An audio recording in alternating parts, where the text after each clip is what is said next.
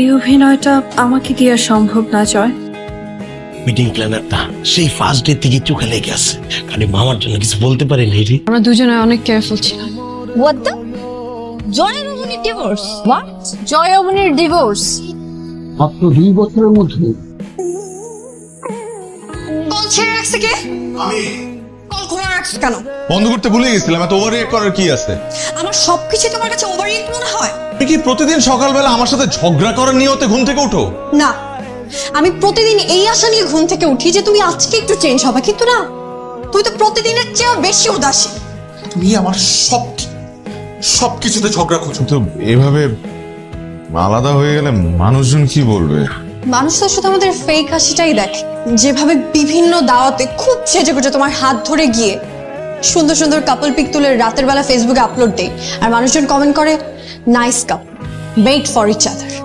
কিন্তু তারা জানেই না যে আমরা একই ফ্ল্যাটে রাতে আলাদা রুমে ঘুমাই। আমাকে দেওয়া সম্ভব না জয়। ভাঙা সম্পর্কের উপর মিথ্যা প্রলেপের চেয়ে আমাদের দুজনের আলাদা হয়ে যাওয়াটা বেশি সম্মানজনক। It's final. ওদের সাথে ইমিডিয়েটলি বসতে হবে, এই ডিভোর্স হতে দেওয়া যাবে না, ইম্পসিবল। Very much possible. কি উল্টাপাল্টা কথা বলতেছিস? থাম। উল্টাপাল্টা কথা না মামা, সম্পর্ক বিষাক্ত হবার আগে এটাই বেস্ট ডিসিশন। আচ্ছা, তোদের একজনের বিরুদ্ধে আরেকজনের কমপ্লেইনটা কি শুনি। বলো। We don't suit with each other. Bro, what you mean by that? বিয়ের আগে তো তোদের ঠিকই স্যুট করছিল, এখন কি এমন হয়ে যাচ্ছে যে স্যুট করছে না? শোন, প্রেম আর বিয়ে এক জিনিস না।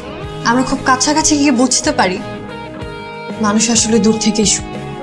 আচ্ছা আচ্ছা, বুঝছি যে তোদের মিল হচ্ছে না, তো তোরা আমাদের মতো কর। আমরা ঝগড়া একটা রুটিন করে নিছি, আমরা দিনে 3 ঘন্টা ঝগড়া করি, বাকি 21 ঘন্টা প্রেম করি। আবার ফালতু কথা।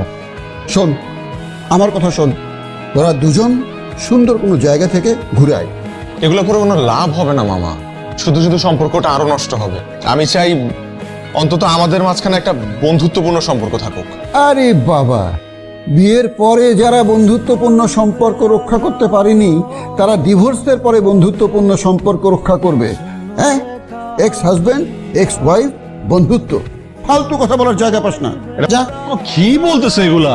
জীবনটা কোনো হিন্দি সিনেমা না। শুভ তালাক, হ্যাপি ডিভোর্স। স্যার কি আমার সাথে মস্করা করতেছেন? মস্করা করবো কেন? নতুন একটা কালচার শুরু করেছি, ছেলে মেয়ের ডিভোর্স হবে একটা অনুষ্ঠানের মাধ্যমে। আমরা সবাই মিলে সেই অনুষ্ঠান সেলিব্রেট করব। স্যার, আপনাদের মতো বদমাইশ লোকদের জন্য সমাজে এখন ডিভোর্সের সংখ্যা বাড়তেছে, আপনি কি এটা বুঝতেছেন? আমি সমাজ মানি না, আমি মানি হ্যাপি এন্ডিং, সেটা বিয়ে হোক আর ডিভোর্স হোক। এইসব আবল তাবল অনুষ্ঠান, তালাক ফালাকের অনুষ্ঠান আমরা করি না। আপনি আসতে পারেন, যান। কল খোলা রাখছো কেন? বন্ধ করতে ভুলে গেছিলাম, এত ওভাররিয়েক্ট করার কি আছে?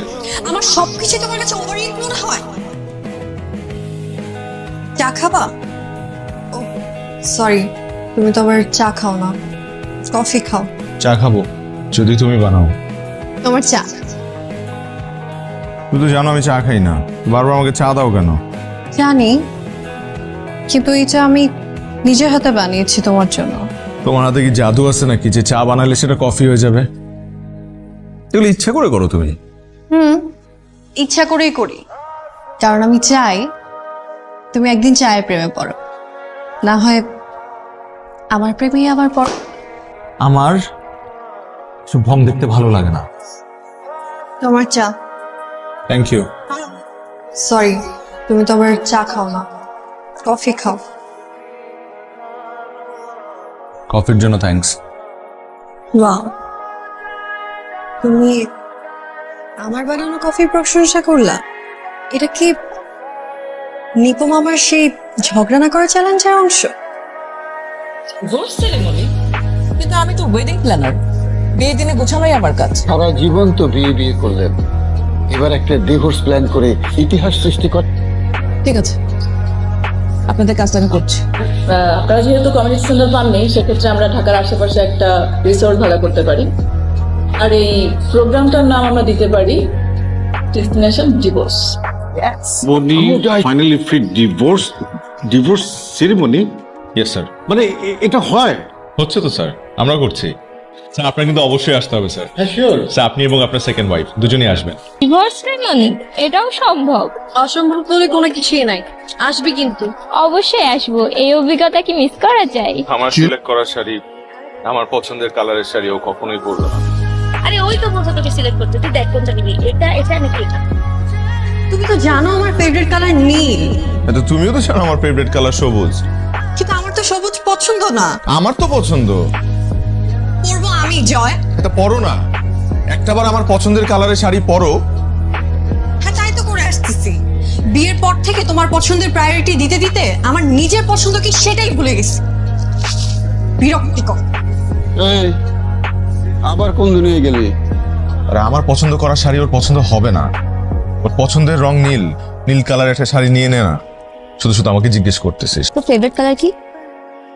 তুই জানোস না আমার ফেভারিট কালার নীল? হ্যাঁ, জয় বলছে ব্লু শাড়ি নেই, জয় বলছে তোকে ব্লু শাড়ি নিতে। মামা আপনি সবুজ কালার শাড়িটা দেন। সবুজ কেন? জয়না তোকে নীল নিতে বললো, আবার এটা নিয়ে ঝগড়া করবে দেখি। জয় বলছে নীল নিতে, কিন্তু জয়ের ফেভারিট কালার সবুজ, তাই সবুজ নিচ্ছি। মাইগ্রেনের ব্যথাটা বাড়ছে আবার না? হ্যাঁ। দেখি। এটা তুমি সাথে করে নিয়ে আসছো? আমার তো মাইগ্রেনের ব্যথা হুট করে উঠতে পারে, তাই নিয়ে আসছি। অবনি, মাথাটা প্রচন্ড ব্যথা করতেছে, তুই টাইগার বামটা এনে দাও না।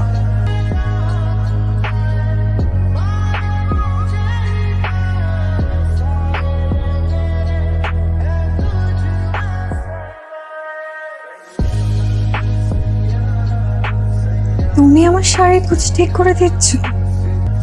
কি ব্যাপার, তুমি এখনো রেডি হও নাই? একটা সমস্যা। কি সমস্যা? আমি শাড়ি পরতে পারি না। কি হেল্প করব? শাড়ি কুচি ধরতে হেল্প করো।